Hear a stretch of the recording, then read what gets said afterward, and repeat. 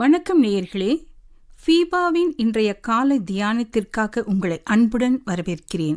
கிறிஸ்துவுக்குள் பிரியமான சகோதர சகோதரிகளே, ஆண்டவராக இயேசு கிறிஸ்துவனுடைய பரிசுத்தமுள்ள நாமத்திலே உங்களை அன்போடு கூட வாழ்த்துகிறேன். நம்முடைய வாழ்க்கையிலே, தானியேலுடைய வாழ்க்கையில உள்ள பரிசுத்தத்தை நாமும் பின்பற்ற வேண்டும், அபியாசிக்க வேண்டும் என்று நாம் பார்த்தோம்.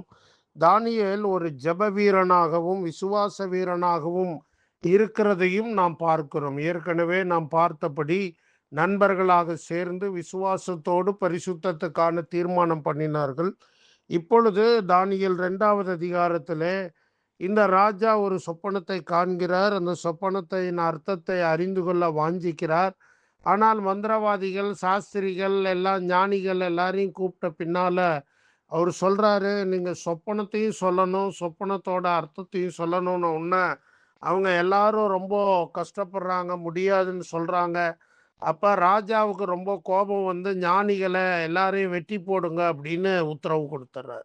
இப்படிப்பட்ட ஒரு நெருக்கடியான சூழ்நிலையில இந்த செய்தியை அறிகிற தானியேல் ரொம்ப ஞானமா, ரொம்ப கவனமா அந்த கொலை செய்யும்படி உத்தரவிடப்பட்ட படை தளபதியை பார்த்து பேசி அவர்கிட்ட கண்களில் தயவு கிடைக்கும்படியாக செய்து ராஜா கிட்ட போய் இப்படி நான் உங்களுடைய சொப்பனத்தையும் அர்த்தத்தையும் சொல்கிறேன்னு சொல்லி அவகாசம் கேட்டு இப்படி அவங்க செய்கிறத பார்க்குறோம். இதில் இப்போ 2 காரியம். ஒன்று, இது வந்து நார்மலாக நடக்காத ஒன்று. ஒருத்தரோட சொப்பனம் என்னன்னு யாராலையும் சொல்ல முடியாது. ஆனால் தானியேல் தன் தேவன் மேலே வச்ச விசுவாசம் அப்படிப்பட்ட ஒரு விசுவாசம்.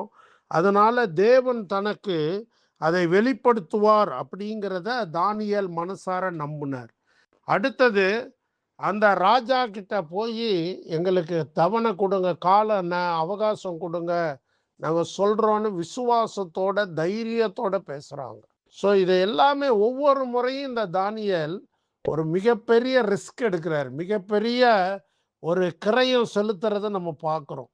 இந்த நேரத்தில் ஒரு தவறுதல் இல்லை, தேவன் அன்னைக்கு அதை வெளிப்படுத்துறதுல காலதாமதம் ஆயிருந்தா அந்த தானியேலோட நிலைமை என்ன ஆயிருக்கு. ஆனால் தேவன் அவரை வெட்கப்படுத்தவே இல்லை. அவருடைய விசுவாசத்திற்கு ஏற்றபடியே தேவன் அவருக்கு காரியங்களை வெளிப்படுத்துகிறார். அது மட்டும் இல்லை, அப்படிப்பட்ட ஒரு தீர்மானம் எடுத்த உடனே தன் நண்பர்கள்ட்ட போய் நீங்கள் எனக்காக ஜெபம் பண்ணிக்குங்கன்னு கேட்குறாரு. பாருங்க, எவ்வளோ பெரிய பரிசுத்தமானா யார் இருந்தாலும், எவ்வளோ தேவனோ நெருங்கி நடந்தாலும் நமக்கு மற்றவர்களுடைய ஜெப உதவி, ஜெப ஆதரவு தேவை. அந்த அளவுக்கு இன்னொருத்தரோட ஜெப உதவி தேவையில்லைன்னு சொல்ற அளவுக்கு எந்த மனிதனாலையும் வளர்ந்துட முடியாது. நம்முடைய ஆண்டவர் இயேசுவே என்ன சொல்றாரு, சீடர்கள்ட்ட நீங்க இங்க ஜெபம் பண்ணி எனக்காக விழித்து ஜெபம் பண்ணுங்கன்னு சொல்றாரு. அப்ப இயேசு கிறிஸ்துவே ப்ரேயர் பார்ட்னர்ஷிப் அல்லது ஜெப பங்காளித்துவத்தை ரொம்ப செயல்படுத்துறத பார்க்குறோம். அப்படின்னா நம்ம எந்த அளவுக்கு நண்பர்கள் இடத்துல அல்லது ஜெபிக்கிறவர்கள் இடத்துல நம்ம தோழமை உடையவர்களாக, ஜெபத்தில் மற்றவர்கள் நம்மை தாங்கும்படி நம்ம விரும்புகிறவர்களாக இருக்கணும். இப்போ ஜெபம் பண்ண சொன்னார். அதே போல் அவருடைய நண்பர்கள் 3 பேரும் ஜெபம் பண்ணுறாங்க. ஜெபம் பண்ணி முடித்த பின்னால் அன்று அந்த தானியேலுக்கு ராக்காலத்தில் அந்த ராஜாவுக்கு வந்த சொப்பனத்தை கர்த்தர் வெளிப்படுத்துறாரு. சொப்பனத்துக்குரிய அர்த்தத்தை சொல்றாரு. உடனே ராஜா கிட்ட இந்த தானியேல் போய் என்ன பண்றாருங்க, இந்த சொப்பனத்தையும் அதன் அர்த்தத்தையும் சொல்றாரு. ராஜாவுக்கு தலகாலே புரியல. என்னடா அது, இப்படி ஒரு ஆளா அப்படின்னு சொல்லி பயங்கர ஆச்சரியப்படுறாரு. பாருங்க, தேவன் மேல வச்ச விசுவாசத்துல நீங்களும் நானும் உறுதியா இருந்தா தேவன் நம்மை மற்றவர்களுக்கு முன்னால, உயர்ந்த மனிதர்களுக்கு முன்னால உயர்த்துவார். 2ஆம் அதிகாரம் 46ஆம் வசனத்துல, அப்பொழுது ராஜாவாகிய நேபுகாத்நேச்சார் முகங்குப்புற விழுந்து தானியேலை வணங்கி அவனுக்கு காணிக்கை செலுத்தவும் தூபங்காட்டவும் கட்டளையிட்டான். பார்த்தீங்களா? அப்ப தானியேல் அந்த சொப்பனத்தையும் அதோட அர்த்தத்தையும் சொன்ன உடனே ராஜா ரொம்ப பிரமிப்பாயிட்டார்.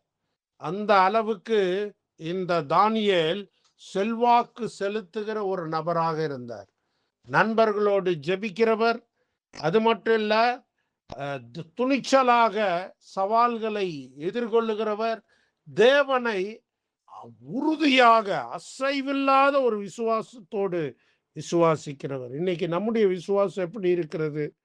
பரிசுத்த வாழ்க்கை அல்லது வெற்றி வாழ்க்கைங்கிறது நெருக்கடி நேரத்தில் தேவனை உறுதியாய் விசுவாசிப்பது, போராட்டங்களுக்கு மத்தியில சவால்களை மேற்கொள்வதற்கு துணிந்து நிற்பது. அப்படிப்பட்ட துணிச்சல் தானியேல்ட்ட இருந்தது. அதனால ராஜா என்ன சொல்றாரு?